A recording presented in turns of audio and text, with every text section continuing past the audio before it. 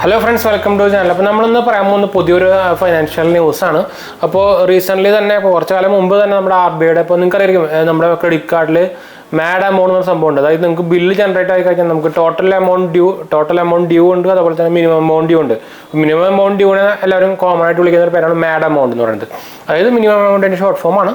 അപ്പോൾ കുറേ എന്താണെന്ന് വെച്ചാൽ നോർമലി നമ്മുടെ ടോട്ടൽ എമൗണ്ട് ഡ്യൂ ഉണ്ട് 5% ആയിരിക്കും നമ്മുടെ മാഡ്, അതായത് മിനിമം എമൗണ്ട് ഡ്യൂ വരിക. അപ്പോൾ കുറേ പേര് എന്തായാലും നമ്മൾ മിനിമം എമൗണ്ട് ചെറിയ എമൗണ്ട് കാണുമ്പോൾ അത് അടച്ചാൽ മതിയല്ലോ എന്ന് ചോദിച്ചാൽ കുറേ പേര് അതാണ് അടയ്ക്കുക. പക്ഷേ അത് ആക്ച്വലി ഒരു ട്രാപ്പാണ്. നിങ്ങൾക്ക് എല്ലാവർക്കും അറിയായിരിക്കും. എന്താ വെച്ചാൽ നമ്മൾ മാഡ് എമൗണ്ട് അടച്ചു കഴിഞ്ഞാൽ അപ്പോൾ ബാക്കിയുള്ള നമ്മുടെ ബാലൻസ് എമൗണ്ട്, അതായത് നിങ്ങൾക്കറിയാം നമ്മുടെ ടോട്ടൽ എമൗണ്ട് 5% ആയിരിക്കും നമ്മുടെ മിനിമം എമൗണ്ട് ഡ്യൂ. അപ്പോൾ മിനിമം എമൗണ്ട് അടിച്ചു കഴിഞ്ഞാൽ ബാക്കിയുള്ള 95% ഡെയിലി പെർസെൻറ്റേജിന് ഡെയിലി ഇൻട്രസ്റ്റ് കാൽക്കുലേറ്റ് ചെയ്ത് ആഡ് ചെയ്തുകൊണ്ടിരിക്കും ഡെയിലി. അപ്പോൾ ഒരു 2-3 ആഴ്ച കഴിയുമ്പോൾ തന്നെ ഭയങ്കര വലിയ ഹ്യൂജ് എമൗണ്ട് ആവും. അപ്പോൾ അത് നിങ്ങൾക്കറിയാം. അപ്പോൾ അതിൻ്റെ ബാധകമായിട്ട് തന്നെ ഇപ്പോൾ റീസെൻ്റ്ലി ആർബിഐയുടെ പുതിയൊരു റൂൾ വന്നിട്ടുണ്ടായിരുന്നു. എന്ന് വെച്ചാൽ മാഡ് എമൗണ്ട് ബാങ്കുകളോട് കാൽക്കുലേറ്റ് ചെയ്യാൻ പറഞ്ഞിട്ടുണ്ടായിരുന്നു. ഒരു എന്താ പറയുക, ഇങ്ങനെ നെഗറ്റീവായിട്ട് അമോർട്ടൈസേഷൻ ആക്കാണ്ടിരിക്കാൻ വേണ്ടി പുതിയൊരു മാഡ് എമൗണ്ട് കണ്ടുപിടിക്കുന്ന ഒരു സിസ്റ്റം വെക്കാൻ പറഞ്ഞിട്ട് ഇവർ ആക്ച്വലി ബാങ്കിനെ നോട്ടിഫൈ ചെയ്തിട്ടുണ്ടായിരുന്നു.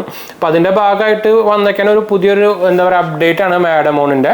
അപ്പോൾ ഞാൻ പറഞ്ഞല്ലോ. അപ്പോൾ എന്താ സംഭവിച്ചാൽ ശരിക്കും ഇനിയിപ്പോൾ എന്താ ഉണ്ടാവും പോകുന്നത് വെച്ചാൽ നിങ്ങൾക്കറിയാം മാഡ് എമൗണ്ട് 5% പക്ഷെ അത് ഇനിയിപ്പോൾ കൂടും.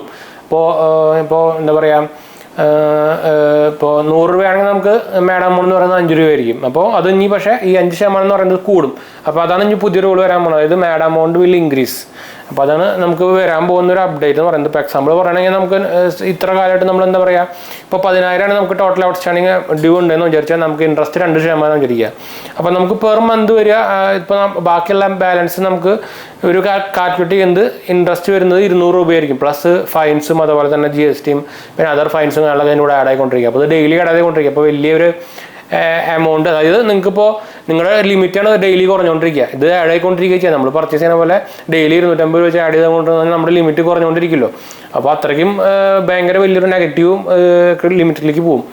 അപ്പോൾ അത് ഭയങ്കര അത് ഭയങ്കര ട്രാപ്പ്. അത് ആക്ച്വലി ഒരു ഭയങ്കര ട്രാപ്പാണ്. അപ്പോൾ അതുകൊണ്ടാണ് ഇപ്പോൾ ഇങ്ങനെ ഒരു പുതിയൊരു ബാങ്ക് മാഡ് എമൗണ്ട് ഡ്യൂ റൂളിനെ വെച്ച് വന്നേക്കുന്നത് തന്നെ. അപ്പോൾ അത് ഇനിയിപ്പോൾ ഉണ്ടാവാൻ പോണത് ഇനി എന്തായാലും 250 താഴെ എന്തായാലും മാഡ് എമൗണ്ട് വരില്ല എന്നാണ് ഇപ്പോൾ ബാങ്ക് പറഞ്ഞേക്കുന്നത്. ഇപ്പോൾ നിങ്ങൾക്ക് അറിയായിരിക്കും, ഞാൻ നേരത്തെ പറഞ്ഞ പോലെ ഇപ്പോൾ 100 രൂപയാണ് നിങ്ങളുടെ ട്രാൻസാക്ഷൻ അല്ല ഡ്യൂ എന്ന് വെച്ചാൽ നോർമലി അതിൻ്റെ മിനിമം എമൗണ്ട് ഡ്യൂ ഒരു 5 രൂപയായിരിക്കും. പക്ഷേ ഇനിയിപ്പോൾ ഒരു ഫിക്സഡ് ആയിട്ടുള്ള ഒരു എമൗണ്ട് വെക്കാൻ പോകുന്നതാണ് പറഞ്ഞേക്കുന്നത്. അപ്പോൾ ഇത് ഫുള്ളി ഓപ്പറേഷണലോ ഇതായിട്ടില്ല. അപ്പോൾ ഓൾമോസ്റ്റ് ഇങ്ങനെ തന്നെ വരാൻ പോകുന്നത്. പക്ഷേ ഇനിയിപ്പോൾ മിനിമം എമൗണ്ട് ഇനി ബിലോ 20-50 രൂപീസിൻ്റെ താഴെ വരില്ല എന്നാണ് അവർ പറഞ്ഞേക്കുന്നത് കേട്ടോ. അപ്പോൾ നമുക്ക് പ്രതീക്ഷിക്കാവുന്ന എന്താ വെച്ചാൽ മാഡ് എമൗണ്ട് നോർമലി ആരും അടയ്ക്കേണ്ട. ഇപ്പോൾ ഇവർ ബാങ്ക് തന്നെ പറയുന്നത്, അല്ലെങ്കിൽ RBI തന്നെ പറയുന്നത്, നിങ്ങൾക്ക് വേറെ ഒരു രക്ഷയില്ലെങ്കിൽ മാത്രം മിനിമം ഡ്യൂ അടച്ചാൽ മതി എന്നാണ്. അല്ലെങ്കിൽ നിങ്ങൾക്കറിയാം, അല്ലെങ്കിൽ ഞാൻ നേരത്തെ പറഞ്ഞു, അല്ലെങ്കിൽ പണി കിട്ടും. പിന്നെ അത് കുഴപ്പം എന്താ വെച്ചാൽ ഡെയിലി ഇപ്പോൾ ഇത് ഇൻട്രസ്റ്റ് കാൽക്കുലേറ്റ് ചെയ്തിട്ട് ആഡ് ആയിക്കൊണ്ടിരിക്കുകയും ചെയ്യുക. അപ്പോൾ നിങ്ങൾ ഒരു ദിവസം കഴിഞ്ഞിട്ട് അടച്ചാന്ന് വിചാരിച്ചാലും പക്ഷേ കുറച്ച് കഴിയുമ്പോൾ അത് അടുത്ത ദിവസത്തെ ഇത് കയറിയിട്ടുണ്ടാവും.